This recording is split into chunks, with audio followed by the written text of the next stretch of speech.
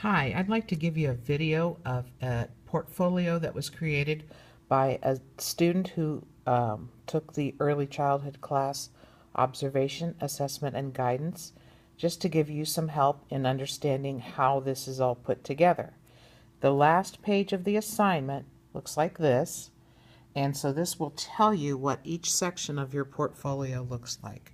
This is section 1, and in section 1 you have to have 4 methods.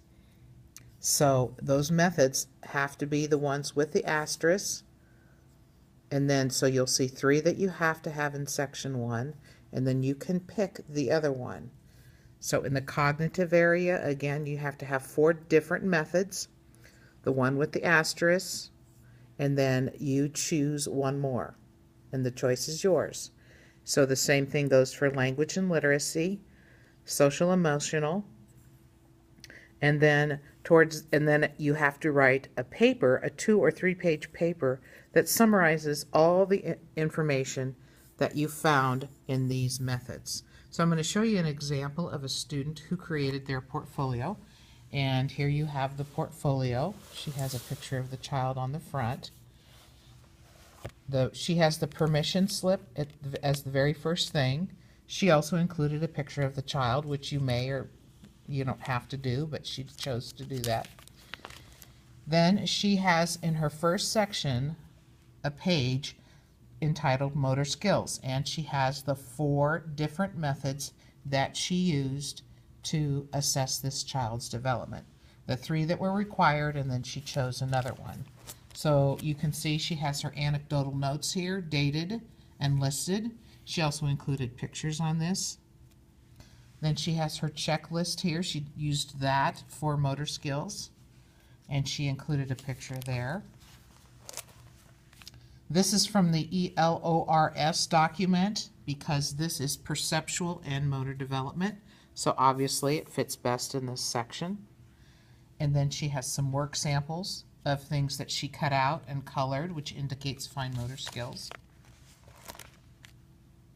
And she has another documentation here of what this child did in this activity that indicates their ability to use their fine motors. She has more as an indication of the things that the child can do. She used many different materials with her fingers. And she has a sampling of the child's writing, which isn't always a good thing to have when you're talking about fine motor skills. And she has another anecdote up here. So that's her first section. The second section is the cognitive. She listed the 4 different methods that she used. So her anecdotal notes are typed up. I'd suggest you have at least 2 anecdotal notes that talk about this specific area of development, which is cognitive. And she also included some pictures that indicate what the child did. Here you can see a pattern. So that's a cognitive skill. The interview of a child is used here to show cognitive development. And math is usually something that is found under cognitive development, so she put that section here. And then this is her. She has more pictures. You don't necessarily have to have this many pictures, but they're kind of nice to see what they're talking about. This third section then is language and literacy. Again, you have your anecdotal notes, teacher comments, the ELORS assessment, and then stories. So there you have anecdotal notes. And on the language area, you use a couple of the domains. You have expressive language and receptive language. She also obtained teacher notes here that talk about the area of language and literacy. And these were words and stories that were dictated by the child. So she gave examples of the child. I've also had students in the past include a DVD or a recording of the child, so I can have a speech sample that I can actually hear. So there's the 4th area, social emotional. You see the 4 areas that she had. More anecdotal notes. Here we have the parent interview. She chose to use that there. There's another part of the Ellers. So social emotional obviously fits in this area. Frequency count, and she did a really nice job on this. She did a lot of assessing, so she has lots of tally marks, and she made comments in the comment section concerning her development in the social and emotional domain. And there we have the time sample.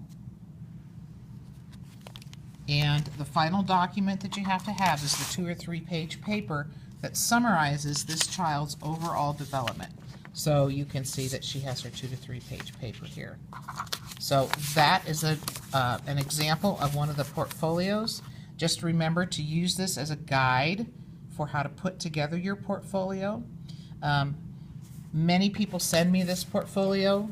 You do also have an option of uploading all of these documents to Moodle. That is an option. You don't have to do a notebook. It's nice to have the notebook, especially when you do your graduation seminar presentation, to have this done.